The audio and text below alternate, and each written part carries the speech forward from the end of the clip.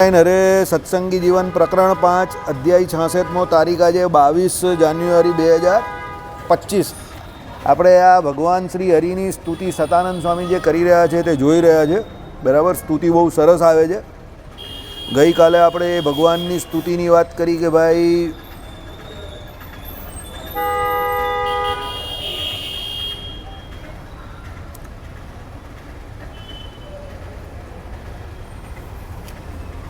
બહુ લાંબુ હતું ને પેલું વાક્ય, એટલે છે ને કાંથી શરૂ કરવું એ જ બહુ અઘરું છે ને. આ 16મો ને 17મો શ્લોક પછી બહુ લાંબુ છે. હા, ગઈકાલે આપણે જોયેલું કે ભાઈ ભગવાન જે છે પોતે સ્વતઃ આત્મારામ છે, પણ પોતાનું જે આચરણ જે છે તે બીજા મોક્ષ માર્ગમાં પ્રવર્તેલા જીવ છે એના માટે ભગવાન એમ કહે કે શાસ્ત્ર સન્મુખ આચરણ કરે છે અને પોતે પણ એમ કહે કે ધ્યાન કરતા હોય એ પ્રમાણે ધ્યેય એવી પોતાની મૂર્તિનું, એટલે નારાયણની મૂર્તિનું ભગવાન પોતે નર રૂપે જ્યારે આવે છે ત્યારે અહીંયા નારાયણ ભગવાનની મૂર્તિનું ધ્યાન કરે છે. બરાબર. અને જેમ એમ કહી કે પતિવ્રતા, ચકોર, પ્રતંગીઓ, મત્સ્ય, મથુર, ચક્રવાક વગેરે બહાર દ્રષ્ટિમાર્ગમાં વર્તતા પોતપોતાના પ્રિયતમ વિષય પતિ આદિકને અભિમુખ પરમ અનુરાગથી એકાગ્ર દ્રષ્ટિ બાંધીને તેમાં જ એક વિલીન મન નેત્રવાળા થઈ રહે છે, તેમ તમો પોતા આગળ સ્ફુરણાયમાન થયેલી ભગવાનની દિવ્ય મૂર્તિમાં એકાગ્ર દ્રષ્ટિ સમારોપીને તેમાં જ એક સંલગ્ન મન નેત્રવાળા થઈ રહ્યો છે. એટલે અહીંયા આપણે ગઈકાલે આ લાઈન જોયેલી, પણ હવે બરાબર સમજેલાની આજે સમજી લઈએ કે જેમ પતિવ્રતા સ્ત્રી હોય કે ચકોર પક્ષી હોય તે ચંદ્રમાની રાહ જોઈને બેસે, અને જ્યારે એ ચંદ્રમા આવે ત્યારે એ ચકોર પક્ષી એની જોડે એમ કહે કે એના મનની વૃત્તિને તલ્લીન કરી દે, અને પછી એ ચંદ્રમાને શાંતિથી નિહાળ્યા જ કરે, નિહાળ્યા જ કરે, નિહાળ્યા જ કરે. એ જ પ્રમાણે ભગવાન પોતે એમ કહે કે પોતાની જેટલે જે દિવ્ય મૂર્તિ જે છે એને વિશે એમ કહે કે એકાગ્ર દ્રષ્ટિ સમારોપીને તેમાં જ સંલગ્ન નેત્રવાળા થઈ રહે છે. એમ અંદર બહાર અંતર બહાર સ્મૃતિમાં આવેલા ભગવત સ્વરૂપમાં ચિત્તનો વિલય કરવાથી શ્રેય સંપત્તિ લોકોને સ્વ આચરણથી શીખવતા તથા વિરાજો છો. એટલે એ પ્રમાણે ભગવાન અંદર અને બહાર બંને રીતે ભગવાનની મૂર્તિનું શું કરતા હતા? ચિંતન કરતા હતા. ભગવાને વચનામૃતની અંદર યજ્ઞોની વાત કરેલી છે. એકચ્યુઅલી આ શબ્દ જે યજ્ઞની વાત જે છે તે ગીતાજીમાં આવે છે, પણ શ્રીજી મહારાજે વચનામૃતમાં આ વાત કરેલી છે.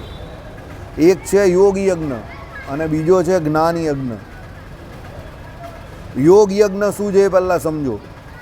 તો ઇન્દ્રિયો અંતઃકરણની જે સમસ્ત વૃત્તિઓ જે છે એને અંદર આત્મા તરફ ખેંચવી. આગળ આવી જાઓ, આગળ બહાર અવાજ બહુ આવે છે એટલે એને અંદરની તરફ ખેંચવી, આત્મા તરફ, એ યોગ યજ્ઞ છે. હવે યોગ યજ્ઞનું ફળ બહુ સારું કહ્યું છે, શ્રેષ્ઠ ફળ છે. કેમ કે વૃત્તિઓ જે આપણી બહાર તરફ છે એને તમે અંતર દ્રષ્ટિ એટલે અંદર તરફ રાખો તો એનાથી શું તમને ધીરે ધીરે જે વિષયો જે છે તે વિસરવા માંડે અને આત્માનું સુખ આવવા માંડે. પણ પછી એના પછી ભગવાને વાત કરેલી છે જ્ઞાન યજ્ઞની. જ્ઞાન યજ્ઞમાં એનાથી વધારે સારું છે કે ભાઈ આમાં તમારી ફક્ત વૃત્તિ તમે અંદરની તરફ ખેંચો છો. ત્યારે જ્ઞાન યજ્ઞમાં તો એવું છે કે અંદર કે બહાર, એટલે જીવાત્માની અંદર કે બહાર ભગવાનની મૂર્તિ જે છે બરાબર એની સ્મૃતિ રાખવી, અખંડ સ્મૃતિ રાખવી, આ જ્ઞાન યજ્ઞ છે. સમજો. અને ભગવાને કહ્યું છે યોગ યજ્ઞની અપેક્ષાએ જ્ઞાન યજ્ઞ જે છે તે સર્વશ્રેષ્ઠ છે, અને ભગવત ભક્તોએ આવો જ્ઞાન યજ્ઞ હંમેશા કરતા રહેવું. સમજો. બરાબર. એટલે કહેવાનું તાત્પર્ય એવું છે કે ભગવાનની મૂર્તિ અંદર કે બહાર હંમેશા એની સ્મૃતિ રાખવાનો અભ્યાસ રાખવો.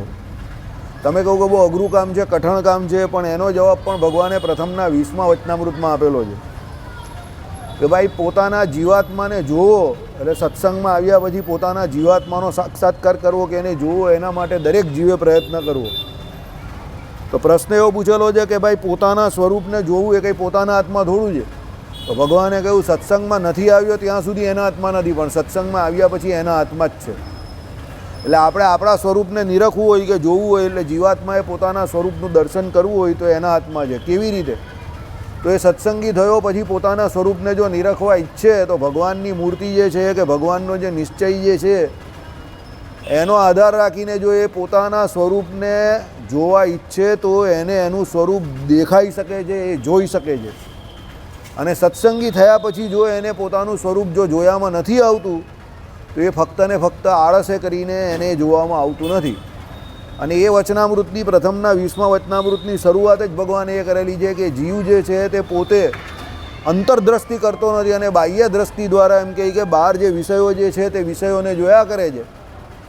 અને જીવને વળગેલું સૌથી મોટામાં મોટું અજ્ઞાન શું છે? તો પોતે આ અંતરદ્રષ્ટિ કરતો નથી અને બહાર બાહ્ય દ્રષ્ટિ રાખીને પોતે દેહરૂપ વર્તે છે. એ સૌથી મોટું અજ્ઞાન છે. અને એ જ શું છે? અજ્ઞાનીમાં અજ્ઞાની, મૂર્ખમાં મૂર્ખ, નીચમાં નીચ અને ગેલામાં ગેલો. આ 4 વિશેષણ ભગવાને આપણા માટે વાપરેલા છે. બરાબર?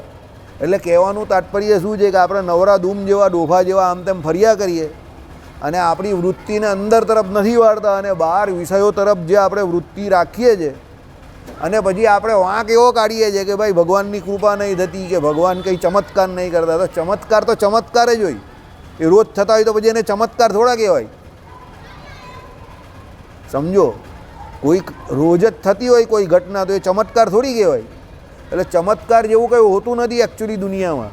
બરાબર? ચમત્કાર તો કેવી રીતે થાય કે કોઈ પ્રયત્ન કરતો હોય તો ચમત્કાર કોઈક વખત થઈ જાય, પણ પ્રયત્ન નહીં કરતો કાદી ચમત્કાર થવાનો. એટલે જ્યારે ભગવાનની પ્રાપ્તિ થઈ ગઈ, સત્સંગમાં આવી ગયા, પછી ચમત્કારની રાહ જોવાની નથી, પણ તમારે પુરુષ પ્રયત્ન રૂપી જે સાધન જે છે તે કરવાનું છે. તમે પુરુષ પ્રયત્ન રૂપી સાધન કરો તો પછી પરમાત્મા કૃપા કરે. ત્યારે કૃપા કરશે ત્યારે તમને ચમત્કાર જેવું લાગશે. પણ તમે પુરુષ પ્રયત્ન કરતા નથી ને તમને એમ છે કે બેઠા બેઠા બધું મળી જાય તો એ થોડું શક્ય છે. પ્રયત્ન તો કરવો પડે ને. આપણે પ્રયત્ન કર્યો છે. જો લોકોએ હથિયાર હેઠા મૂકી દીધા છે, બરાબર, આપણે પ્રયત્ન કરેલો છે. હવે ચમત્કાર ભગવાન કરશે. બરાબર? એક વસ્તુ યાદ રાખજો, વિચારવાની શક્તિ ભગવાને આપણે આપેલી જ છે. હવે તમારો વિચાર કેટલો મોટો છે એ તમારી ઉપર છે. ભગવાન થોડું તમને એવું કહે છે કે તમે નાનું વિચારો કે ઓછું વિચારો. ભગવાન તો ચોખ્ખું કહે છે કે આને આ દેહ કરીને આને આ એમ કહી કે મનુષ્ય જન્મે કરીને તમને ભગવત પ્રાપ્તિ થઈ શકે છે. જેટલી કંઈ ઉણપ રહી છે તે આપણી આળસે કરીને રહી છે. તો હવે એમાં ભગવાનનો કાં કઈ વાત છે કે ચમત્કારની ભગવાને વાત જ કાં કરી છે? ભગવાને તો કહ્યું છે કે તમારે સાધનો કરવાના છે અને શરણાગતિ તમે લીધેલી છે તો બાકીનું બધું કરવાનું કામ મારું છે. પણ આપણે સાધન કરીએ નહીં, ચમત્કારની આશા રાખીને બેસી જઈએ તો એમ થોડો ચમત્કાર થાય. સમજો, આઈડિયા આવી ગયો? એટલે એમ કંઈ મિરાકલ નેવર હેપન્સ એમ સમજો. એમ કંઈ મિરાકલ કંઈ જાદુ કંઈ થઈ નહીં જવાનું. પરમાત્માની કૃપા એની ઉપર થાય કે જે સાધનો કરે છે, પુરુષાર્થ કરે છે, એની ઉપર પરમાત્માની કૃપા થાય છે. પુરુષાર્થ કયો? તો સાધન કરવા રૂપી પુરુષાર્થ. એટલે અહીંયા એ જ કહ્યું છે કે ભગવાન પોતે પોતાના ચરિત્ર દ્વારા એ જ બતાવે છે. ભગવાન પોતે જ પુરુષાર્થ કરતા બતાવે છે કે અંદર અને બહાર ભગવાન મૂર્તિ ભગવાનની જ ધારતા બતાવે છે અહીંયા જ પોતાના ચરિત્ર દ્વારા. તો એવું ભગવાન કેમ કહી છે કે ભાઈ સાધનોની ઉપેક્ષા નહીં કરવાની? શરણાગતિ લીધી એટલે કંઈ સાધનની ઉપેક્ષા નહીં કરવાની, સાધનો પૂરેપૂરા કરવાના છે. શાસ્ત્રોમાં જે કંઈ કહ્યા ને, એટલે આપણે ત્યાં એવું કહ્યું કે શાસ્ત્રજન્ય વિધિ નિષેધરૂપ સમગ્ર આજ્ઞાઓનું પાલન કરીને એમાં ભગવત પ્રાપ્તિના જે કોઈ માર્ગ બતાવેલા હોય એ માર્ગને વિશે તમારે પૂરેપૂરા શ્રદ્ધાથી વર્તવાનું છે. પછી ભગવાન પર દોડવાનું છે. પણ તમે સાધન ન કરતા હો ને પછી તમે એમ કહ્યું કે ભગવાનની કંઈ કૃપા નહીં થતી, તેમાં ભગવાનનો કોઈ દોષ નથી. ચલો, તેમાં કામાર્થ અને સ્ત્રીયુપ પ્રિયતમ વસ્તુ છે, ચોરને ધનરૂપ પ્રિયતમ વસ્તુ છે, નટને નાનાવિધ કળા કુશળતારૂપ પ્રિયતમ વસ્તુ છે, વ્યસનીને વ્યસનરૂપ પ્રિયતમ વસ્તુ છે, દ્વેષીને વેર વિનાશરૂપ પ્રિયતમ વસ્તુ છે, પતિવ્રતા નારીને પતિરૂપ પ્રિયતમ વિષય છે, ચકોરને ચંદ્રરૂપ પ્રિયતમ વિષય છે, પતંગિયાને અગ્નિરૂપ પ્રિયતમ વિષય છે, મત્સ્યને જળરૂપ પ્રિયતમ વિષય છે, મયુરને મેઘરૂપ પ્રિયતમ વિષય છે, ચક્રવાકને ચક્રવાકીરૂપ પ્રિયતમ વિષય છે. એવો વિવેક જાણવો. આ બધાનું કહી દીધું કે આ બધા એકબીજા વગર રહી નહીં શકતા. સમજો, હવે આવી સ્થિતિ જ્યારે પેલા ભગવત ભક્તની થાય ત્યારે પછી એને ભગવાન મળવાના. ડેફિનેટ વાત છે ને કે એને ભગવત પ્રાપ્તિ થાય ને થાય જ, 100% થાય. કેમ કે ભાઈ એને આ પ્રમાણે જેમ આ બધા જે કોઈ લોકો છે એને જે પ્રિયતમ વસ્તુ હોય છે એના વગર કે વ્યક્તિ હોય એના વગર ચાલતું નથી. એને એનું વ્યસન પડી ગયું છે. બરાબર? તેમ આપણે ભગવાનની મૂર્તિનું કે ભગવાનનું વ્યસન પડવું જોઈએ. આપણે ભગવાન વગર ઘડીક પણ ચાલવું ન જોઈએ. ભગવાને શું કહ્યું કે ભગવાનના ભક્તની વૃત્તિ તો ભગવાનને વિશે સહેજે સહેજે રહી. એને તો માયાનું કામ કરવું અઘરું પડી જાય. એને માયાને વિશે વૃત્તિ ન રહી. એટલે માયાને વિશે એને જોરાવરે કરીને વૃત્તિ રાખવી પડે. બાકી ભગવાનને વિશે તો એની સહેજે સહેજે વૃત્તિ રહી. સમજો, એટલે કહેવાનું તાત્પર્ય શું છે કે ભગવાનને વિશે સહેજે સહેજે વૃત્તિ ભગવાનના ભક્તની રહે એવું ભગવાને કહ્યું ને આપણી નથી રહેતી. તો જો આપણો રંગ કેવો છે? કાચો છે. બરાબર? નરસિંહ મહેતાજીએ એમના ભજનમાં શું કહ્યું? તુજ સંગ કોઈ વૈષ્ણવ થાય તો તું વૈષ્ણવ પાકો.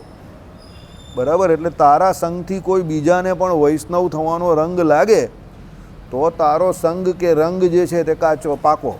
કયો? હરિભક્ત રૂપ. જો તારો સંગ કરીને સામેવાળાને એ તારો રંગ ન લાગે કે ભાઈ આ સત્સંગી છે કે આ વૈષ્ણવ છે, નાના જેવા મારે થવું છે, એવો કોઈને રંગ ન લાગે તો તમારો રંગ હજુ કાચો છે. લીલો રંગ હોય, કોઈ પણ રૂમમાં લીલો રંગ કરેલો હોય ને પછી તમને જવાનું ત્યાંથી એમ કે કોઈ જો ભાઈ કોઈ વસ્તુ અડતા નહીં તો તમને લાગી જશે. તમે ગમે એટલી કોશિશ કરો પણ ગમે ત્યાં લાગી જાય અને તરત તમારું કપડું બગડે. કેમ? એ રંગ પાકો છે એટલે તમને તરત લાગે લીલો છે એટલે. એમ ભગવાનનું ભજન કરતા ભગવત ભક્તો છે એના જે કોઈ પણ આચરણને જોઈને સામેવાળા વ્યક્તિને એવું તરત થવું જોઈએ કે ના હરિભગત છે. તમને જોઈને પેલાને જય સ્વામિનારાયણ કરવાનું કે તમને વંદન કરવાનું કે પ્રણામ કરવાનું કે નમન કરવાની ઈચ્છા થવી જોઈએ. એને એવું થવું જોઈએ કે ભાઈ એ ગિલ્ટી ફીલ કરવો જોઈએ કે એ સત્સંગી કેમ નથી, એ હરિભક્ત કેમ નથી. પણ એવું ક્યારે શક્ય હોય કે તમારું એવું શુદ્ધ અણિશુદ્ધ આચરણ હોય, પછી પેલો તિલક ચાલ્લો કરતો હોય અને બહાર જઈને પછી પેલો કે અમને તો આ પણ ચાલશે ને પેલું પણ ચાલશે ને ફલાણું ને ઢીંકું ને, એ બાબતમાં પેકેટભાઈને હું માની ગયો. એનો ત્યાંથી મને ફોન આવ્યો. ક્યાંથી? કુંભ સ્નાન કરવા ગયો ત્યાંથી. મેં કહું ત્યાં જમવાની વ્યવસ્થા શું થઈ તારી? મને કહે કે જ્યાં હું રહ્યો છું ને ત્યાં જમવામાં એમ કે કાંદો લસણ છે. મેં કહું તારે બીજે જવું પડશે. તે કે હા. એ બીજે ગયો, એને વ્યવસ્થા બધે જોઈ અને પછી જ્યાં કાંદા લસણ વગરનું હતું ત્યાં જ એને ગ્રહણ કર્યું. સમજો, મને એનો એ ગુણ ગમ્યો. બરાબર, હું એની સાથે ઓલમોસ્ટ દર એકાદ બે દિવસે વાત કરતો જ હતો. બરાબર, કે ભાઈ ક્યાં પહોંચ્યો, શું કરે છે, શું નહીં, આ તે. બરાબર, હવે એને જે બધી ફેસિલિટી ફોકટમાં મળી ગઈ તે બધી ફેસિલિટીને અત્યારે ચાર્જેબલ થઈ ગઈ, બધી ફેસિલિટી. સમજી ગયા? હવે થઈ જાય, કારણ કે એણે પહેલાં બીડું ઉઠાવ્યું ને, એ પહેલાં ગયો એટલે એનું કામ થઈ ગયું. પરમ દિવસે ગોપાલભાઈના મિત્ર એક આવેલા અમારા ઘરે, એને 3 મહિના પહેલાં બુકિંગ કરાવેલું 3200 રૂપિયામાં પ્લેનમાં. 3200 રૂપિયા, આજે 32,000 ભાવ છે. કે પાછો અમાવસ્યામાં, મૌની અમાવસ્યામાં સ્નાન કરવાનું. એ બી બહુ ગિલ્ટી ફીલ કરતો હતો અમને મળ્યો પછી. એમ કે મને તમે લોકો યાદ નહીં આવ્યો. બાકી તરત ફોન કરતા ને કે મેં તો તીકડામાં જ મારેલું કે થઈ જાય તો ઠીક. તો મારું થઈ ગયું પહેલાં લોટમાં જ. બોલ, બાકી આપણું કામ આમાં જ થઈ જતું. 29 તારીખે આ જે છે ને એમાં જ થઈ જતું. જો એ મને ફોન કરતે ને 3200 રૂપિયા ટિકિટના પ્લેનના હતા ને તો ગેરંટેડ અમે 3 ભાઈ જતે. તો ગોપાલને બી હું લઈ લેતે. 3200 રૂપિયામાં તો આવી જતે. સમજો. અને મંડળમાં બી ઘણાને હું કહી દેતે 3200 રૂપિયામાં તો હું ખોટું છે, પ્લેનમાં જવાનું મળે.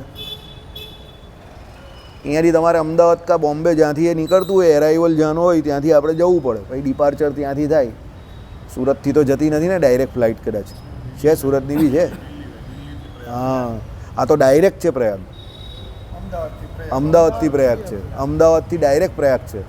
એટલે આપણે અહીંયાથી અમદાવાદ જવું પડે. આપણે તો એક દિવસ પહેલાં અમદાવાદ જઈએ, નરનારાયણ દેવના દર્શન કરીએ, ઢોલ નગારા વગાડીએ, ભજન કરતાં ત્યાંથી પછી સીધા સરદાર વલ્લભભાઈ પટેલ જ છે ને ત્યાં એરપોર્ટ.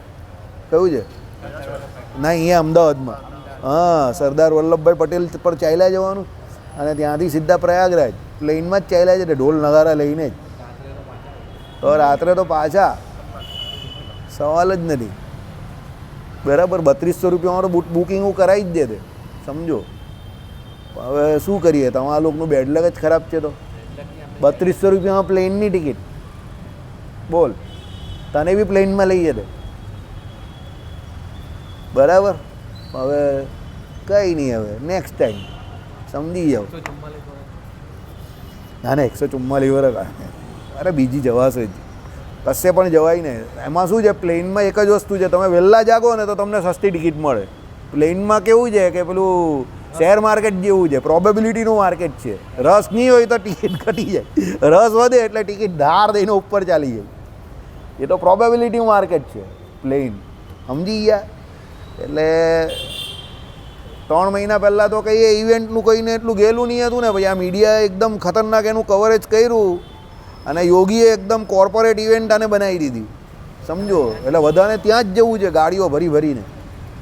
આઈડિયા આવી ગયો. એટલે પ્લેનવાળાને ફાયદો થઈ ગયો કે જેટલામાં આપણે દુબઈ જઈએ અને પેટ્રોલ આપણું જેટલું જાય એટલામાં તો આમાં મળી જઈએ, તો આપણે અહીંયાની ટ્રીપ નહીં રાખીએ. પ્લેનવાળાને જલસા થઈ ગયા. 32,000 રૂપિયાની ટિકિટ થઈ ગઈ. આજે 32,000 છે પેલો બોયલો બટકો મેહુલ, બરાબર. ચાલો 3200 ના 32,000 જોયું. આ ધંધો કરેલો કહેવાય. દેખ કે મોકા મારા ચોકા. ઓકે. એ રીતે ધ્યાનથી સ્વચિત્તમાં સ્ફુરેલા ભગવત સ્વરૂપમાં અંતર્વૃત્તિથી તેમનું ચિંતન અને અતિ ધ્યાન અભ્યાસને લીધે બહાર સ્ફુરેલા ભગવત સ્વરૂપમાં બહિર્વૃત્તિથી ચિત્તની લગ્નતા સ્વભક્તોને શીખવવા માટે આ શ્રી હરિનું ચરિત્ર જાણવું એવા ભક્તિ ધર્મ તનય તમને તમારી શરણને પામ્યો છું. આ ભગવાને આપણા માટે આ ચરિત્ર કરેલું છે. અંદર ભગવાનની એમ કહે કે શું છે, સ્મૃતિ રાખે છે, તો એ ધ્યાન અભ્યાસને લીધે બહાર પણ સ્મૃતિ રહી જાય. આ બહુ એકદમ સાચી વાત છે. તમે જે અંદર કરતા હો ને એ બહાર તમારા વિષયમાં આવી જાય. ઘણી વખત એવું હોય કે તમે એનો અભ્યાસ કરતા હો, દાખલા તરીકે તમે વક્તૃત્વ સ્પર્ધામાં રહ્યા હો, કાં તમારે કોઈ જગ્યા પર કોઈ લેક્ચરબાજી કરવાની છે, સમજો, કોઈ ગઝલ બઝલ ગાવાની હોય, કાં કોઈ તમારે કોઈ ભજન ગાવાનું હોય, તો તમે એનું વાગોળિયા કરો, એની રિહર્સલ પોતાના હિસાબે કર્યા કરો. મોડે થઈ જાય ને પછી ધીરે પછી તમે એને રોજ પોતે જ ગાયા કરો, તો પછી એ ત્યાં પણ બહુ સાહજિકતાથી નીકળી જાય. ઓ રમતમાં થઈ જાય. તમને એવું કંઈ ખબર પણ ન પડે કે તમારો સમય પૂરો થઈ ગયો, કે તમે આખું કામ પૂરું કરી નાખ્યું. પણ તમને ઓચિંતા કોઈ તાત્કાલિક કહે અને વિષયની તમને જાણકારી ન હોય અને કોઈ પણ વિષય તમને પેલો આપે ત્વરિત, અને ત્યારે બોલવાનું, તો એ ડિફિકલ્ટ કામ છે. એ કયો વ્યક્તિ બોલી શકે? મોદી સાહેબ જેવો, કે જેને ઘણા બધા વિષયનું એકસાથે જ્ઞાન હોય. બીજું, જે સ્ટેજ ઉપર રોજ જતો હોય, જેને સ્ટેજ ફિયર નહીં હોય, બરાબર. અને ત્રીજું, જેને પબ્લિકને સમજતા વાર ન લાગે, કનેક્ટિવિટી પ્રોબ્લેમ ન હોય. એવા ઘણા લોકો હોય કે જેને વિષય પર એટલું પ્રભુત્વ ન હોય, પણ તમે એને 45 મિનિટ કાઢવાની કહો ને, તો એની પાસે વિષય વસ્તુ જે છે તે તો બહુ નાનો હોય, પણ એ પબ્લિક જોડે કનેક્ટ એવો થઈ જાય ને કે કનેક્ટિવિટીમાં જ એટલો બધો સમય ચાલ્યો જાય કે ટાઈમ નીકળી જાય. પરમ દિવસે જે આપણે અહીંયા કરેલું ને તે એવું હતું. પરમ દિવસે તને ઊંઘ નહીં આવતી હતી? કાલે કે પરમ દિવસ હતું? પરમ દિવસ હતું ને, તને ઊંઘ આવતી હતી ને? હવે એકચ્યુઅલી એક વાત કહું, મને પણ ઊંઘ આવતી હતી, સમજો. એટલે મારે ત્યારે એ બહુ ચલાવવું નહીં હતું આગળ વધારે, કારણ કે મને બહુ ઊંઘ આવતી હતી. બપોરે તમો ગુણ વર્તતો હતો જરા. હવે આને ઊંઘ આવે, મને ઊંઘ આવે, પબ્લિક પણ ઓછું હતું ને બધાને ઊંઘ સાંખ્યનું ને એ બધું ચાલતું હતું. એટલે પછી મને એકદમ એવું થયું કે મેં કહું ના, હવે આ આગળ ચલાવીશ ને તો મજા નહીં આવશે. એટલે પબ્લિકને કનેક્ટ કરવા માટે પછી મેં સવાલ જવાબ આ તે ભગવાનની મૂર્તિનું ધ્યાન ને એ બધું ચાલુ કરી નાખ્યું, સમજો. હવે એ મને કોઈ શીખવાડવા નહીં આવેલું તે સમય પર, પણ મને એ સમયે જે ઠીક લાગ્યું તે મેં કર્યું, કે એમાં દિવ્યાકૃતિ રૂપ ભગવાનની મૂર્તિ એવું લખેલું આવ્યું, એટલે આખી ભગવાનની મૂર્તિનું વર્ણન શરૂ કરી દીધું અહીંયા બેઠા મેં.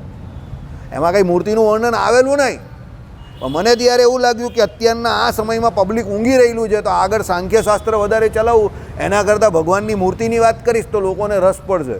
અને 10 મિનિટની અંદર બધાની ઊંઘ ઉડી ગઈ. પછી ઉડી ગઈ ને. હવે હકીકત તમને એક વાત કરું, એ તમને લોકોને જે ઊંઘ આવતી હતી ને, પછી આપણે ફક્ત 3 થી 4 શબ્દનું જ નિરૂપણ કરેલું સભામાં. 3 થી 4 શબ્દ, લાઈન નહીં, શબ્દ. કેમ? મને પણ ઊંઘ આવતી હતી, તમને પણ ઊંઘ આવતી હતી. એટલે મને શું થયું કે અત્યારે તત્વજ્ઞાન ચલાવવાનો આ સમય નથી. યાદ રાખજો, તત્વજ્ઞાન ચલાવવાનો મુખ્ય સમય સત્વગુણની અભિવૃદ્ધિ હોય ત્યારે. અને ભગવાનની મૂર્તિ જે છે એને બહાર તમારે અનુસંધાન જે રાખવું હોય તો એમાં કોઈ પણ ગુણ ચાલે. મહારાજે કહ્યું ને, સ્વામિનારાયણ કહો. અંદર મૂર્તિ ધારવાની હોય તો પાછો સત્વગુણ જોઈએ. બાકી બહાર તમે સ્વામિનારાયણ તો કર્યા કરો, કોઈ વાંધો નથી. તમો ગુણમાં તો સ્વામિનારાયણ જ કરવાનું હોય. એટલે તે દિવસે મને એવું લાગ્યું કે હવે અહીંયા કનેક્ટિવિટીનો પ્રોબ્લેમ થઈ રહેલો છે. મને પોતાને જ કનેક્ટિવિટીનો પ્રોબ્લેમ હતો ગ્રંથ જોડે, સમજો. ઘણી વખત એવું થાય. એટલે પછી જે પ્રેક્ટિકલ હતું તે ચાલુ કરી દીધું. એટલે મૂર્તિના અનુસંધાનમાં આખી મૂર્તિના દર્શન થઈ ગયા, સમય નીકળી ગયો અને આપણે પાછા ફ્રેશ થઈ ગયા. એટલે એવી રીતે શું કરવાનું? That is presence of mind. જીવનમાં સેન્સિબિલિટી બહુ કામમાં આવે છે, સમજો. ઇન્ટેલિજન્ટ પોએટ તો હોય છે તમારી જ્ઞાન શક્તિ પર, એની જોડે સેન્સિબિલિટી બહુ કામની વસ્તુ છે. તમારા જે કોઈ જીવનમાં લોકો જોડે સંબંધો બગડે છે, સમજો, કે જે કોઈ મોટા મોટા ઝઘડાઓ થાય છે, એમાં 90% 95% જગ્યા પર સેન્સિબિલિટીનો પ્રોબ્લેમ હોય. સેન્સિબિલિટી શું છે તે સમજો. તમે શું માનો છો એ સાચું છે ખોટું છે એ નહીં માનો, તમે જે બોલો એ સામેવાળાને કેવું લાગશે, is that sensible or not એ સમજો, તો તમે ઘણા બધા મોટા ઝઘડાનું નિવારણ કરી શકો. તમે શું માનો એ ભૂલી જાઓ, તમે 100% સાચા છો, I believe, strongly believe that, પણ સત્યની વ્યાખ્યામાં શું કહ્યું, એ પ્રિય હોવું જોઈએ. પ્રિયનો અર્થ અહીંયા શું થયો, સેન્સિબલ.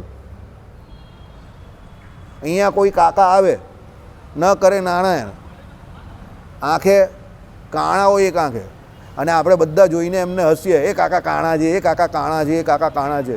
કાકા કાણા છે 100% સાચી વાત છે, ગેરંટેડ છે, સત્ય વાત છે, સાચી વાત છે, અને એ કાણા જ છે.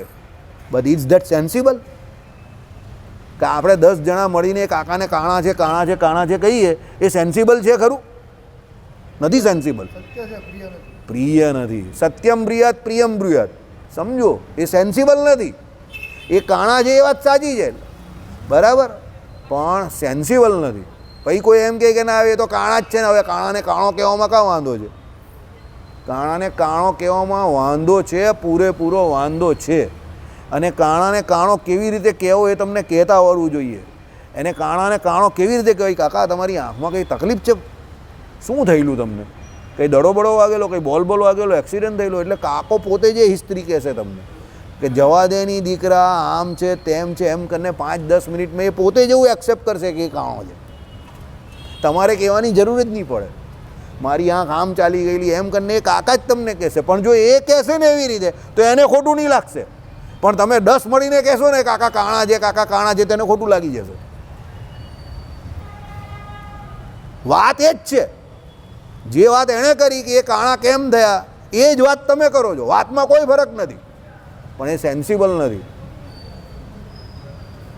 સમજ પડી? આઈડિયા આવી ગયો? જેની કુંડળીમાં શનિ કેતુ હોય, શનિ ચંદ્ર હોય, ગુરુ કેતુ હોય, આ બધા પૂર્વજન્મમાં આવા પાપ કરેલા હોય, બીજાને હર્ટ કરેલા હોય ને એટલે આવું બધું આવે. વિષ યોગના હોય, શનિ રાવ, એ લોકો જાણી જોઈને બીજાને છે ને આમ ઊંગલી ભગત હોય, એ ઊંગલી કરેલી હોય ને એટલે આવું બધું આવે, સમજો. શ્રાપ મળે. અશોકભાઈને પૂછી લેજો વધારે, અશોકભાઈને એના પૂર્વજન્મની વાત કોઈએ કરેલી આ પ્રમાણે કે એ કેમ આટલા બધા કષ્ટમાં છે, બરાબર. આપણે આપણા કષ્ટના જવાબદાર પોતે જ છે, કોઈ બીજો નથી. સાક્ષી તો ખાલી પરમાત્મા શું કરે છે, કર્મનું ફળ આપે છે. એટલે હું કહું છું, બહુ સાચું બોલવું, આગ્રહ સાચું બોલવાનો રાખો, પણ આગ્રહ એવી રીતે સાચું બોલવાનો ન રાખો કે બીજાને ખોટું લાગે કે દુઃખી કરવું, બરાબર. ચાલો. જેમ લોકમાં સ્નેહાતુર જન સ્નેહાસ્પદ ભૂત જનની આગળ માન મૂકીને દીનતાને દર્શાવે છે. સાચી વાત છે, જેની જોડે સ્નેહ હોય તમને એની સાથે તમારે માન રાખવાનું નથી, એની સાથે તો ગરીબડા બંને જ જવાનું છે, બરાબર. કારણ કે તમે એની સામે આમ છાતી કાઢીને માન રાખીને જશો તો એ કહે કે હાલો આ કંઈ જબરો માણસ છે. જો નરેન્દ્ર મોદી સાહેબ આખા દેશના વડાપ્રધાન હતા, પણ તમે જ્યારે ટીવીમાં પણ બતાવતા જ હતા, જ્યારે એની બાને મળવા જતા હતા ત્યારે એમ આમ કરીને હતા, એ તો જઈને એને પગે લાગતા હતા ને હીરાબાને, સમજો. જ્યાં સુધી જીવતા હતા હીરાબા ત્યાં સુધી એને પગે લાગીને જ જતા હતા ને. અને આખા દેશ માટે એ વડાપ્રધાન, એના ઘરમાં જ્યારે એની બાને મળવા જાય ત્યારે થોડા એ વડાપ્રધાન, ત્યારે તો એની બાના એ દીકરા જ થઈ ને, સમજો. તો ત્યારે એ કેમ એની બાને એને ઉપર સ્નેહ છે. અત્યારે પણ એક ઇન્ટરવ્યૂમાં એ બહુ સરસ બોલ્યા कि साहब कहने वाले तो अभी दुनिया में बहुत सारे लोग हैं और मेजॉरिटी लोग हम मुझे साहब ही कहते हैं और आप ही कहते हैं, लेकिन एक बात का अभी खला है और दुख है, कोई तुम कहने वाला नहीं बचा. ने गुजराती में बोलिए तो कि कोई तू कहने वाला अभी कोई नहीं है, क्योंकि 25 साल में मैं जिस जगह पर जो काम कर रहा हूँ तो अभी कोई मुझे 25 साल पहले जो तू बोलता था वो भी मुझे अब तू नहीं बुलाता. વડાપ્રધાન થઈ ગયો એનો મિત્ર હોય કોઈ નહોતો, એ કે એને તું કહીને થોડો બોલાવી શકે. તો નરેન્દ્ર તું કેમ જેવી રીતે થોડું બોલાવે, વડાપ્રધાન થઈ ગયો તો તમે જ કહેવું પડે ને, સમજો. આઈડિયા આવી ગયો તમને? એટલે કહેવાનો મતલબ શું છે કે ઘણી જગ્યા પર બહુ મોટા બની જવું ને એ પણ બહુ સુખવાળી બાબત નથી. એની બા એને બોલાવી શકે, સમજો, કારણ કે બા તો બા જ રહેવાની, પણ બીજા જે કોઈ હોય, મામાનો છોકરો હોય કે ફોઈનો છોકરો હોય, ભલે એનાથી મોટા હોય તો બી એને પછી તુમ થોડા કહી શકે.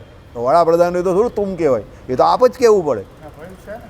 ભાઈઓ છે એના, ભાઈઓ તો હવે ભાઈના હિસાબે કહેતા હશે જે હશે તે, પણ બીજા જે હોય નજીકના તે તો એ નહીં કહી શકે ને, બરાબર. અને પાછું કેટલો લાંબો સમય, પહેલાં ગુજરાતના 2002થી અહીંયા સીએમ, હવે ભારતના પીએમ, તો કેટલો 20-22 વર્ષથી કોઈ માણસ આવી રીતે મોટા પદ પર હોય તો કોઈ બિચારાની ભલભલાની જબાન લડખડી જાય, કોણ તું કે એને, બરાબર. એટલે સ્નેહ જ્યાં હોય ત્યાં દીનતા આવે. દીનતાનો ભાવ હંમેશા રાખો. સમજો, ભગવાને વચનામૃતમાં શું કહ્યું કે જ્યારે કોઈ બહુ મોટો રાજા હોય અને પછી એ જ્યારે એમ કહે કે ત્યારે તો બધું ચાલો ઓકે, જ્યારે કોઈ ગરીબ હોય અને ખાવા ધાન ન મળતું હોય અને પછી બહુ મોટો રાજા બની જાય તો પણ એનો હરિભક્ત જોડે અને ભગવાન જોડેનો એ સંબંધ જેમાં ફેર ન પડે. પહેલાં જેટલો દીન આધીન થઈને ભગવાન જોડે કે ભક્તો જોડે વર્તતો એટલો જ દીન આધીન થઈને પછી પણ વર્તે, રાજા થાય પછી પણ, તો ભગવાન કહે કે એ ખરો ભક્ત, બરાબર. એટલે કહેવાનો મતલબ શું છે કે ભાઈ નાના હોય ત્યારે તો દીનતા હોય છે તમારામાં, દરેકમાં હોય. આપણે નાના હોય ત્યારે કોઈ મગજમારી નહીં. અત્યારે આ પેકેટ બાબા છે તો અત્યારે તો એને કોઈ પેકેટ બાબા કહે, કોઈ બાબા પેકેટ આનંદ કહે તો એને કંઈ ખોટું નહીં લાગે, હશે છે ઉલટી. પણ કાલે ઉઠીને એ કોઈ જબરજસ્ત ઉદ્યોગપતિ બની ગયો, કાંઈ એવું બને કે રતન ટાટા જે છે એ ગયા, હવે એના વિલની અંદર આનું નામ નીકળે ગઈ કે ભાઈ હું આ બાબા પેકેટ આનંદ છે એને મારો એમ કહી કે વારસદાર આજ પછી કહું છું, ઘોષિત કરું છું.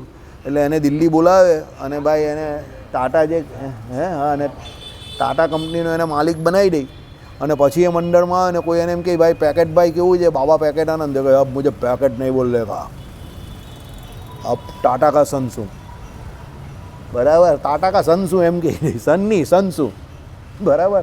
અંગ્રેજી જેને નહીં આવડતી એ અંગ્રેજી બહુ પાવરફુલ બોલે, બરાબર. ટાટા કા સન શું એમ બોલે, સમજી ગયા. એટલે પછી આપણે બી સમજી ગઈએ ભાઈ હવે તો ભાઈ આ ટાટાનો છોકરો થઈ ગયો, કારણ કે ટાટા વારસદાર એનું નામ લખી ગયેલા. પણ ત્યારે જો એનામાં દીનતા હોય કે ના ભાઈ મંડળ માટે તો હું જે છે તે જ બરાબર છે, તો એ બરાબર વાત છે. આ બહુ અઘરું કામ છે, બહુ અઘરું એટલે બહુ અઘરું કામ છે, બહુ કઠણ કામ છે, બરાબર.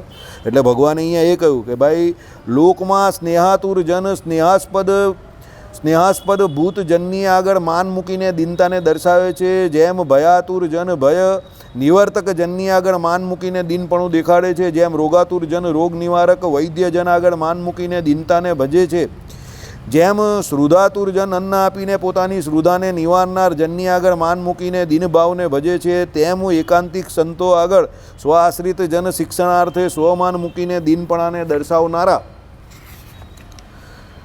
સતામ પ્રિય ધર્મભક્તિ તનય તમને હું શરણ પામ્યો છું. આ ભગવાન પોતે પોતાની ભગવાનને કહે છે. સમજો કે ભાઈ ભગવાન પોતાના જે એકાંતિક ભક્તો એટલે જે સાધુ હતા એ સાધુજનને વિશે ભગવાન અતિશય દીનતાથી વર્તતા હતા. હવે સમજો મુક્તાનંદ સ્વામી જ્યારે ભગવાન આપણા સંપ્રદાયમાં આવ્યા ત્યારે ઓલમોસ્ટ મુક્તાનંદ સ્વામી એમનાથી ડબલ એજના હતા. 19-20 વર્ષની મહારાજની એજ રાખો તો 41-42 વર્ષના એ હતા. કોણ? મુક્તાનંદ સ્વામી. તો મુક્તાનંદ સ્વામી સાથે હંમેશા મહારાજે ગુરુભાવ રાખેલો, બરાબર. રામાનંદ સ્વામી તો ગુરુ હતા જ, ઓફિશિયલી હતા, સમજો. પણ મુક્તાનંદ સ્વામી જોડે મહારાજે આખી જિંદગી ગુરુભાવ રાખ્યો. હવે એવા મુક્તાનંદ સ્વામી જેવા જેટલા પણ વયોવૃદ્ધ સંત હતા એની જોડે ભગવાન કેવી રીતે આ પ્રમાણે ગુરુભાવ રાખતા હતા અને દીનતાનો ભાવ રાખતા હતા, સમજો. એટલે એ સંતો પણ બહુ રાજી રહેતા હતા ભગવાન પર કે ના ભગવાન છે તો પણ ભગવાન પોતે એ મર્યાદા જે છે આ લોકની તે મૂકતા નથી. બાકી આમ તો ભગવાન માટે તો બધા જ જીવ જેટલા પણ જીવ છે તે બધા જીવ કેવા છે તો સર્વસામાન્ય છે. પણ પેલા જે સંતો હતા એ ભગવાનનું ભજન વર્ષોથી કરતા હતા. કોઈ જ્ઞાન વૃદ્ધ હતા, કોઈ વયો વૃદ્ધ હતા, કોઈ અનુભવથી વૃદ્ધ હોય, સમજો ઘણા બધા પ્રકારના વૃદ્ધ હોય. કોઈ જ્ઞાન વૃદ્ધ હોય, ઉંમર બહુ નાની હોય. દાખલા તરીકે સુખદેવજી. તો સુખદેવજી જ્યારે શ્રીમદ ભાગવતની કથા કરવા બેઠા ત્યારે એમની સાથે જે એ તો મેઇન વક્તા હતા, તો જે શ્રોતાઓ હતા તે બધા લાંબી લાંબી દાઢીઓવાળા હતા, સફેદ દાઢીઓવાળા. સુખદેવજી તો દિગંબર અવસ્થામાં બેઠેલા, એકદમ બાળ હતા, નાના હતા. પણ એમની જોડે જે શ્રોતાઓ બેઠેલા તે તો બધા લાંબી લાંબી દાઢીઓ. સુખદેવજીના બાપુજી વ્યાસજી અને વ્યાસજીના બાપુજી એ પણ દાદા પરદાદા એ બધા ત્યાં બેઠેલા, પરાશર એ બધા ત્યાં બેઠેલા હતા એ સભાની અંદર. તો પણ જ્યારે સુખદેવજી પધાર્યા ત્યારે એ બધા પોતપોતાનું આસન છોડીને ઊભા થયા સુખદેવજીને સન્માન આપવા માટે, બરાબર. અને સુખદેવજીએ પહેલી વખત આપણે એવું સાંભળ્યું છે બધાએ કે ભાઈ પેલા 2 શ્લોક ભણ્યા અને પછી સુખદેવજી ભણવા ગયા. પણ એ પહેલાં પણ જ્યારે પેલી કબૂતરવાળી વાર્તા આવે છે ને, શિવજી જ્યારે પાર્વતીજીને આખું ભાગવતજીનું ચરિત્ર સંભળાવતા હતા તો એક કબૂતર હતો, તે કબૂતર આખી એ કથા સાંભળતો હતો, સમજો. અરે સોરી, પોપટ પોપટ મારે આમ એ થઈ ગયું. પોપટ સાંભળતો હતો અને એ પછી ઉડતો ઉડતો ક્યાં ગયો હતો? વ્યાસજીની શરણે ગયેલો. અને પછી વ્યાસજી થકી એમની ઉત્પત્તિ થઈ મનુષ્ય રૂપે. એ તો આખી અલગ વાત છે. પણ એ જે ભણેલા, શું ભાગવતજી ભણેલા, તે આવી રીતે દિવ્ય રૂપે ભણેલા પહેલાં, પછી તો ઓફિશિયલ ભણ્યા, એ તો અલગ વાત છે એમના બાપુજી પાસે. પણ એ પહેલેથી ભણેલા જ હતા. પેલા આપણે કહીએ ને પડાયા હતા. તમે જોજો ઘણા સ્ટુડન્ટ એવો હોય ને પડાયા હોય, એને એકવાર કંઈ પણ શીખવાડે તરત જ આવડી જાય. એટલે શું હોય, એને પૂર્વનો એવો દાખલો જોરદાર હોય એટલે પડાયા લાગે. મેં તમને આગળ ઘણીવાર આ ઉદાહરણ આપેલું છે. ગોપાલભાઈ સાથે એક ભાઈ તબલા શીખવા નાનો છોકરો આવતો હતો આ બંને જોડે, તો એ આ બંને કરતાં સારું વગાડતો હતો. બરાબર, બહુ નાનો છોકરો હતો, પણ એનો હાથ જ બહુ જોરદાર ફરતો હતો. શું નામ હતું એનું? હે, જેનિસ.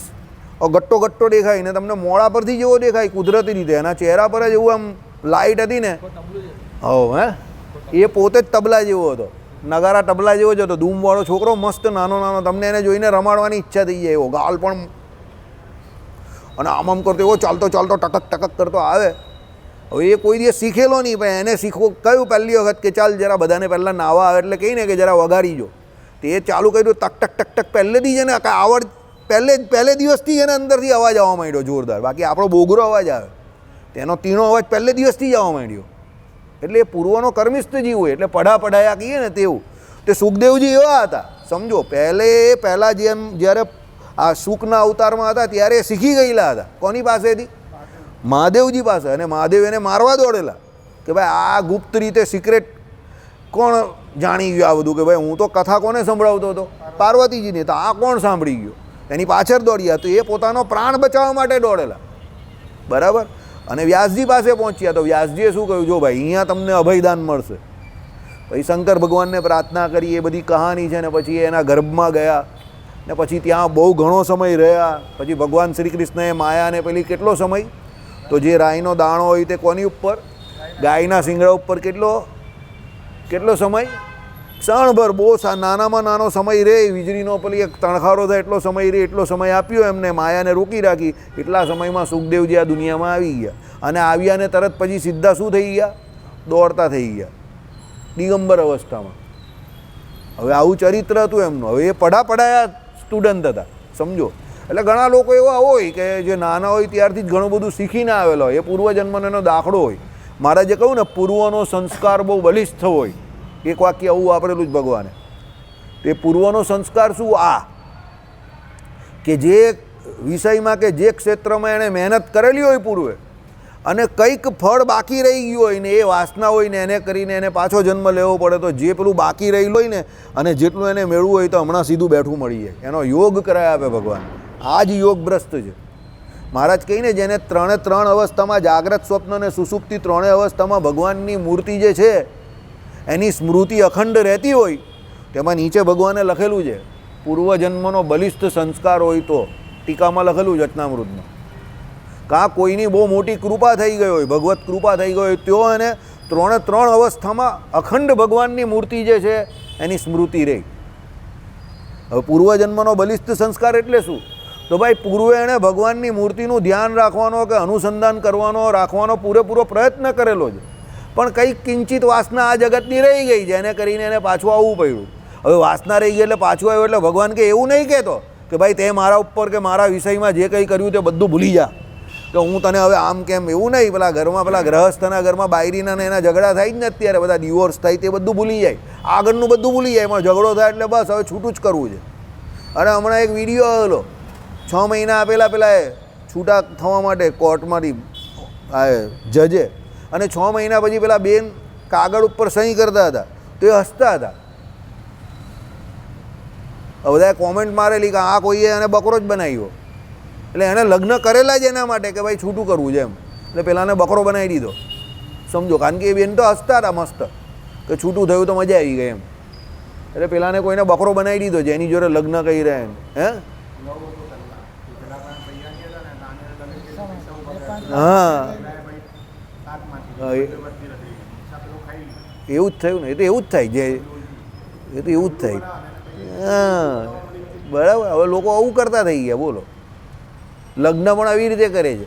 કુલ્લું ગોલી બનાવી દે કોઈને પણ. 6 મહિના વર્ષમાં તોડવા માટે લગ્ન કરે. પૈસાવાળા હોય ને છોકરાઓ તો એની જોડે એટલે જ લગ્ન કરે. પછી તગડી રકમ હોય તો વસૂલે. ડિવોર્સ લેવાનો હોય તો બહુ મોટા, હવે તો જેટલા મોટા માણસ એના ડિવોર્સ બી એટલા મોટા થાય. 200 કરોડ ને 100 કરોડ ને 400 કરોડ ને એવા ડિવોર્સ પણ થાય છે. એવા ડિવોર્સ કોણ નહીં કરે? કોને નહીં ગમે એવા ડિવોર્સ? બધાને જ ગમે એવા ડિવોર્સ કરવાના. સમજો. હવે પૈસા જ લેવાનો હોય તો પછી ડિવોર્સ તો થાય ને, ગમે જ ને એને. બરાબર? જેને એવું ખોટું જ કરવું છે તેને ગમે. સનાતન સંસ્કૃતિ તો બીજા લગ્નની ના પાડે છે. તલાક નામનો શબ્દ કે ડિવોર્સ નામનો શબ્દ સનાતન સંસ્કૃતિમાં છે જ નહીં. આપણે ત્યાં તો લગ્ન કરીએ એટલે 7 જન્મનું બંધન છે. આપણે ત્યાં તલાક કે ડિવોર્સ એવું છે જ નહીં. તલાક શબ્દ આ ઉર્દુનો છે, બહારથી આવેલો છે. ડિવોર્સ શબ્દ બી પશ્ચિમની સંસ્કૃતિનો છે, આપણો નથી. પાછો હું ડિવોર્સ બોલું છું, તમે લોકો ગુજરાતીમાં કદાચ ડાયવોર્સ બોલતા હોય કાં છૂટાછેડા. અહીંયાના ગુજરાતીઓ પાછા ડાયવોર્સ બોલે છે. એટલે હું ડિવોર્સ પાછો શોર્ટ ટર્મ બોલું છું, અમુકને સમજ ન પડે. અમે ડાયવોર્સ લીધા છે એમ કે પાછા ડાયવોર્સ. બરાબર? એટલે હવે એવી રીતે બોલવું પડે આપણે પણ. ડિવોર્સ આવે. ચલો.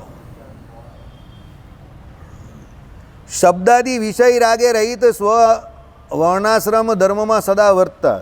જો ભાઈ આ જે વાત જે કરી એટલે શું? શબ્દાદી વિષય રાગે રહિત એટલે શું છે? શબ્દ, સ્પર્શ, રૂપ, રસ અને ગંધ જે બહારના જગતના છે એનો જે રાગ જે દરેક જીવને વિશે વર્તેલો છે તે રાગે રહિત છે. સ્વ વર્ણાશ્રમ ધર્મમાં સદા વર્તતા. ભાઈ ભગવાન પોતાના વર્ણાશ્રમ ધર્મમાં કાયમ રહેતા હતા. તમે વાસુદેવ નારાયણની મૂર્તિને વિશે ભગવાને જે અહીંયા પાટોત્સવ કરેલો એ બતાવેલો છે આપણે 56 ભોગનો. અહીંયા આપણે ત્યાં અહીંયા મૂર્તિ પણ છે, ગધડામાં કરેલો. વાસુદેવ નારાયણની મૂર્તિ આગળ મહારાજે બહુ મોટો 56 ભોગ કરેલો. હવે ભગવાને આટલો મોટો 56 ભોગ કર્યો, સમજો. ઘણા બધા હરિભક્તોને બહેનો એને બધાએ સેવા કરી, પણ ભગવાને પોતે જ્યારે થાળ જમવાનો હતો તો ભગવાને પોતાની રસોઈ પછી જાતે કરી. સત્સંગી જીવન ગ્રંથ બોલે છે. ભગવાનની રસોઈ મૂળજી બ્રહ્મચારી કરતા હતા કે ભગવાન જાતે કરતા હતા? એટલે પોતે પોતાના વર્ણાશ્રમના ધર્મ છે એનું પૂરેપૂરું પાલન કરતા હતા. હવે આટલો મોટો ઉત્સવ હોય પણ એમાં શું હોય, પેલા બહેનો ક્ષત્રિય હોય તે પણ અમુક પૂરી છે, પછી આ રોટલી છે ને એ બધું બનાવતા હોય ને. ભગવાન તો બ્રાહ્મણ હતા, નૈષ્ટિક બ્રહ્મચારી હતા. એટલે ભગવાન શું પોતે પોતાનું જાતે રસોઈ કરે કાં પછી મૂળજી બ્રહ્મચારી પાસે કરાવતા હતા, કાં કોઈ બ્રાહ્મણ જે કોઈ વ્યવસ્થા કરે એ પ્રમાણે કરતા હતા. એટલે વર્ણાશ્રમના ધર્મનું ભગવાન પૂરેપૂરો આદર આપીને એનું પાલન કરતા હતા. હવે ભગવાનનું એ આચરણ છે તે આપણા માટે છે. ભગવાનને કોઈ ધર્મ નડતો નથી કે કોઈ કર્મ કરવાની ભગવાનને જરૂર નથી. એવું ગીતામાં શ્રી કૃષ્ણ ભગવાને કહી દીધું કે અર્જુન, મને કર્મ કરવાની કોઈ જરૂર નથી અને મને કર્મ કરવાથી કોઈ પ્રાપ્તિ થશે એવી કોઈ મને ફળની ઈચ્છા પણ નથી. સમજો. મારે કોઈ કર્મની જરૂર જ નથી. પણ મોટા પુરુષ જે કોઈ આચરણ કરે એ પ્રમાણે બીજા જે કોઈ સામાન્ય જીવ હોય તેનું અનુસરણ કરતા હોય. એટલે મારે આ કર્મના માર્ગને વિશે પ્રવૃત્ત થવું પડે છે. આવો ગીતાજીનો સંવાદ છે. આવું ભગવાને કોને? અર્જુનજીને કહ્યું. અને એ પણ કેમ કહ્યું કે પેલા અર્જુનજી એના પોતાના યુદ્ધ કરવા રૂપી કર્મ જે હતું એનાથી વિચલિત થતા હતા. એટલે ભગવાને કહ્યું ના, એમ વિચલિત નહીં થવાનું. You have to fight. કારણ કે એ તારો ધર્મ છે. ક્ષત્રિયનો ધર્મ જે છે લડવું. તને તારો ધર્મ ભલે થોડો કઠણ લાગે, તને તારો ધર્મ ભલે થોડો કેવો લાગે, અઘરો લાગે, એમાં તને મોહરૂપી જે કોઈ આ રાક્ષસ જે છે તે તારા વિવેકને ભલે હરી રહેલો છે એવો લાગે કે હણી રહેલો છે એવો લાગે કે આ બધા કાકા મામા ફોઈ ફુવા કે જે આ બધા દાદા એ બધા જોડે તારે લડવાનું છે ને અત્યારે ભલે તને અઘરું લાગે તો પણ તારે તારા સ્વધર્મનો કે વર્ણાશ્રમના ધર્મનો ત્યાગ કરવાનો નથી. તારો ધર્મ શું છે? યુદ્ધ કરવાનું. એ પ્રમાણે અહીંયા શ્રીજી મહારાજ પોતાના આચરણ દ્વારા આપણે પણ સમજાવતા હતા કે ભાઈ તમે ગમે એટલા મોટા થઈ જાઓ, ગમે એટલા મોટા પદ ઉપર તમે આરૂઢ હોવ, કે ભાઈ તમે કદાચ કોઈ બહુ મોટો મઠ સંભાળતા હોવ કે કોઈ બહુ મોટા મંદિરના કોઠારી થઈ જાઓ કે પછી તમે CM PM બની જાઓ કે બહુ મોટા વેપારી બની જાઓ, ગમે તે થાય, પણ તમારે તમારા વર્ણાશ્રમને ઉચિત જે ધર્મ છે એનો ત્યાગ કદાપી કરવાનો નથી. સમજો. ભગવાન ના પાડે છે. હવે અત્યારના લોકો નથી પાડતા કે નથી કરતા એમાં પછી મને ફરિયાદ ના કરતા. હું તમને હંમેશા કહું છું, શાસ્ત્રોના વચન જે આવે એને આપણે અહીંયા સમજવા બેઠા છે.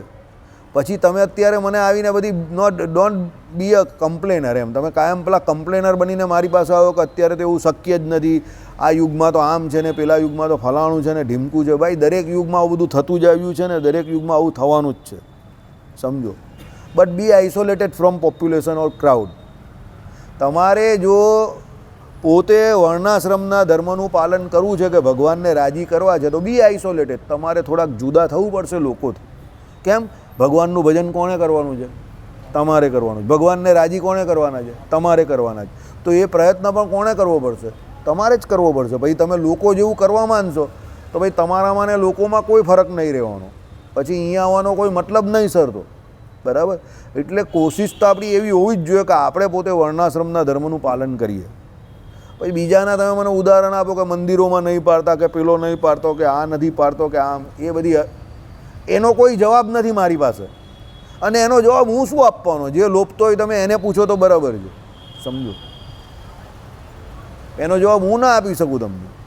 મને એટલી ખબર પડે કે ભગવાનની આજ્ઞા પાડીને કે તમે તમારા વર્ણાશ્રમ ઉચિત જે ધર્મ છે એનું પાલન કરીને ભગવત ધામમાં જઈ શકો છો, જે શાસ્ત્રોમાં કહ્યું એ પ્રમાણે. પછી આગળનું તો ભગવાન જાણે.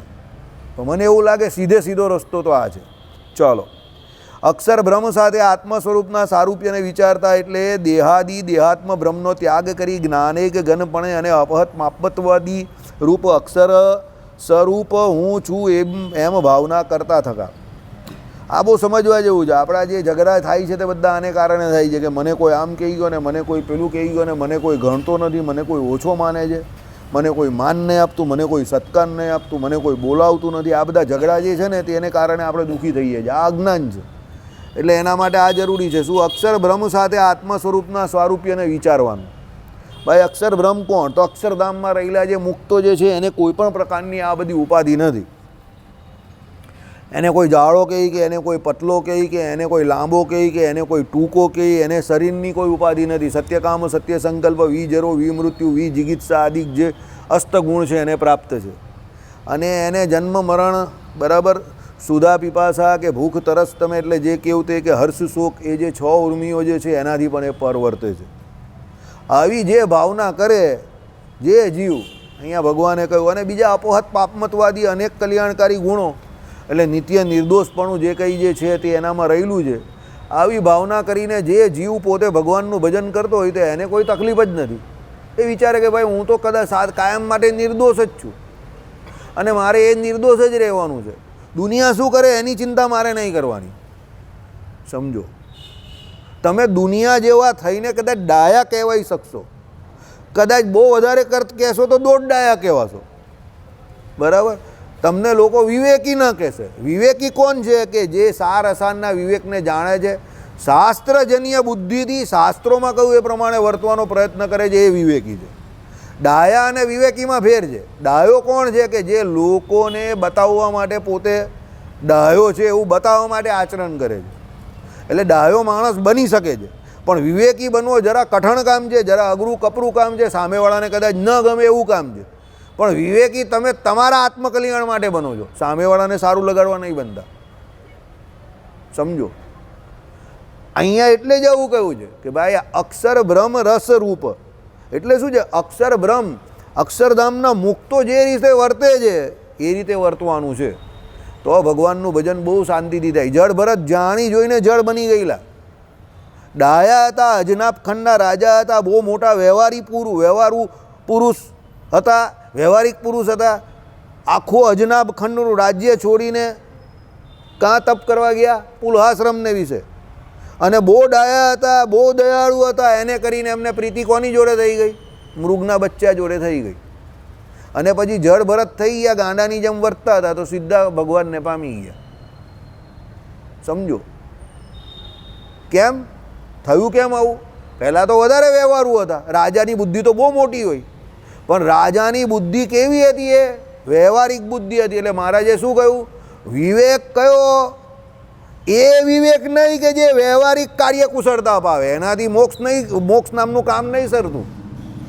સમજો, એ તો જળ ભરત જ્યારે ભરત રાજા હતા ત્યારે એમનામાં વ્યવહારિક કાર્યકુશળતા નહીં હોય. આખા અજનાબ ખંડના રાજા હોય તો એનામાં કાર્યકુશળતા બહુ જોરદાર હોય, 100% હોય. હવે મોદી સાહેબ કાલે ઉઠીને સાધુ સંન્યાસી બની ગયા, 75 વર્ષે રિટાયર થઈ ગયા.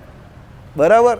ચાલો, મેં તમને એવું કહ્યું, આપણે એઝ્યુમ કરીએ એવું કે 2026માં મોદી સાહેબ કાં 27ની આજુબાજુ કાં 26ની મધ્યે બધું છોડીને ચાલ્યા ગયા અને પછી કોઈ એવી ગુપ્ત જગ્યા પર ચાલ્યા ગયા કે કોઈને મળે જ નહીં અને આત્મકલ્યાણ માટે નીકળી ગયા. તો શું મોદી સાહેબની આ બધી જે વ્યવહારિકતા છે બધી રાતોરાત કંઈ ગાયબ થઈ જાય? એ તો રહે જ ને, કારણ કે એ તો એના જીવનું લક્ષણ છે. મેનેજમેન્ટ તો એણે 25, 30, 35 વર્ષથી કરેલું છે એ માણસ. એ રાતોરાત થોડું ભૂલી જાય બધું. કંઈ અંદર સ્વિચ થોડી મૂકેલી છે, કામ કરે એટલે સ્વિચ ઓફ થઈ ગયેલે બધું ભૂલી જાય, એવું થોડું હોય. સમજો. તો હવે આ તો ભારતના રાજા છે, પેલા તો આખા અજનબ ખંડના રાજા હતા. ઇમેજિન, મોદી સાહેબનું ઉદાહરણ હું એટલે આપું છું કે એ થોડાક એ બાબતમાં જઈ શકે એવા વ્યક્તિ છે. પ્રોબેબિલિટી છે. કોઈ આગળના વડાપ્રધાન વિશે તો એવું કંઈ કહી શકાય એવું હતું નહીં, પણ આના વિશે એવી પ્રોબેબિલિટી તમે કરી શકો કે કહી શકો. બરાબર? તો પેલા તો આખા અજનબ ખંડના રાજા હતા, તો એ કંઈ વ્યવહારિક બુદ્ધિ કંઈ ઓછી થોડી હોય એનામાં. તો પણ કલ્યાણ થયું ત્યારે ન થયું. પણ પછી જળ ભરત જેવા ગાંડા થઈ ગયા તો કલ્યાણ થયું. એટલે પેલું કીર્તન છે ને, દુનિયામાં ડાયો 2 વાર ખરદાય. એટલે ડાયો હોય તો 2 વાર ખરડાય, અને ગાંડો હોય તો હસતો હસતો નીકળી જાય. સમજો.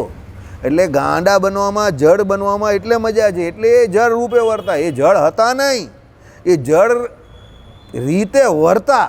એટલે પોતે જળ જેવા બની ગયા. કેમ? બતાવવા માટે કે ભાઈ હવે મારામાં કંઈ લેવાનું નથી. હમણાં હું ભાગવતજીની કથા સાંભળતો હતો, એમાં એક વક્તાએ બહુ સરસ કહ્યું, જે દિવસે તમને એવું લાગે કે આખી દુનિયામાં દરેક વ્યક્તિ એવું ઈચ્છે છે કે તમે દુનિયાના કોઈ કામના કોઈના માટે નથી, સમજી લો કે તમારું કામ થઈ ગયું.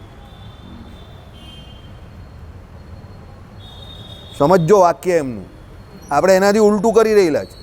આપણે એવું સમજીએ છીએ કે આખી દુનિયા આપણે વ્યવહારિક કામમાં કેવા સમજે, બહુ હોશિયાર સમજે, બહુ કુશળ સમજે. અને લોકો મારી પાસે આવે ને મને પૂછે કે ભાઈ આનો જરા અર્થ સમજાવજો નહીં, આ મને જરા કહેજો નહીં, મારા આ કામમાં જરા આવજો નહીં, એમ કરીને મને આદર સત્કાર આપે.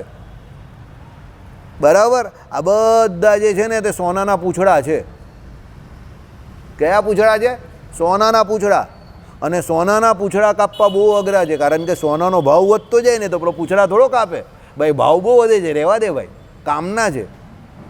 એટલે આપણે જે પૂછવા આવે લોકો, બરાબર, તો આપણે તો ગમતું જ હોય, તે સોનાનું પૂંછડું કાપીને આપણે નીકળવાના જ બહાર.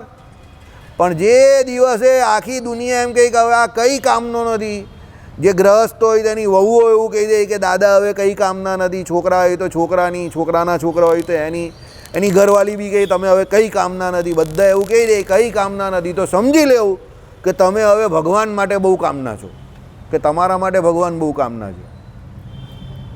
અને હોશિયાર વ્યક્તિ જો કોઈ હોય, કઈ રીતે? વિવેકી રીતે. શાસ્ત્રમાં કહ્યું એ પ્રમાણે તો એને આ જ કામ કરવાનું છે. શાસ્ત્રોમાં કહ્યું પ્રમાણે 50, 55, 60 વર્ષનો થાય તે ધીરે ધીરે ધીરે ધીરે કરીને વ્યવહારમાંથી એવા નીકળવા માંડવાનું, ધીમે ધીમે ધીમે ધીમે કરીને. કેવી રીતે? પેલો વાંદો હોય ને, એના ઘણા બધા પગ હોય, પછી એક એક એનો પગ તૂટતો જાય તો છેલ્લે 2 પગ પર રહેતો હોય. એમ એનો સંસારનો વ્યવહાર જે છે 100 માણસ પૂરતો કે 1000 માણસ પૂરતો વ્યવહારિક એવો વ્યક્તિ હોય તો ધીરે ધીરે ઘટાડતા ઘટાડતા એ 75નો થાય તો પેલા 2-5નું જે સરાઉન્ડિંગ હોય ત્યાં સુધી થઈ જાય. અને પછી તો એટલો ઘટાડી દેવાનો, એટલો બધો ઘટાડી દેવાનો કે 1 કે 2, અને પછી પોતાના શરીર પૂરતો મર્યાદિત, પછી સીધો આત્મચિંતન કરવા માટે. એમ કરીને એણે એના મોક્ષ માટે પ્રયત્ન કરવાનો છે. વ્યવહારિક બનીને મોક્ષ નહીં થવાનું. સમજો. અવ્યવહારું નહીં બનવાનું, વિવેકી બનવાનું. લોકોને એવું થવું જોઈએ કે હવે આ સમાજમાં કે સંસારમાં કંઈ કામનો જ નથી. બરાબર? એ બહુ અઘરું કામ છે. બરાબર? એના માટે પહેલાં તમારે વ્યવહાર અંદરથી છોડવો પડે, કારણ કે કપડાં બદલાઈ જાય પછી પણ વ્યવહાર છૂટતો નથી. કપડાં તો બદલાઈ જાય. સમજો. 20 વર્ષના છોકરાઓના કપડાં બદલી નાખે છે અત્યારે. બિચારાને રાગ કે વૈરાગ કંઈ ખબર જ નથી. પછી મોટો થાય પછી એ બધા શું સંજય દત્તનું ગાયન ગાય. ખબર કયું ગાયન ગાય તે? કયું ગાયન ગાય? હે? નાયક નહીં કરતા ગાયન ગાય. ખલનાયક હું મેં, એમ કરીને આપણા બધા જે છે તે એવા જ થાય જ ને. સમજો. બધા ખલનાયક જ થાય. અમારી સ્કૂલમાં એક સાહેબ હતા ઇંગ્લિશના, એમની અટક હતી એમજી નાયક. એટલે એ સાહેબ જેવા આવે એટલે બધા સાહેબ છોકરાઓ ગાયન જ ચાલુ કરી દે, નાયક નહીં, કારણ કે ઇંગ્લિશ ભણાવે. હવે ક્લાસમાં ઇંગ્લિશ કેટલા છોકરાને આવડે? 5 છોકરાને આવડે, એટલે બાકીના શું કરે? બધા ગાયન જ ગાય, નાયક નહીં ખલનાયક હે તું. પછી કોઈ સારો છોકરો હોય કે એમજી નાયક હે તું. સાહેબ બી વિચાર કરે કે મારા નામ પર કેટલા બધા ગાયન ચાલે છે. બરાબર, એટલે આવી હાલત છે. એટલે વ્યવહારિક કાર્યકુશળતા આ લોકમાં કામની, પરલોકમાં જળ ભરત જેવા વિવેકી પુરુષ કામના. શ્રીપતિમ શ્રીધરમ સર્વદેવેશ્વરમ ભક્તિધર્માત્મજમ વાસુદેવમ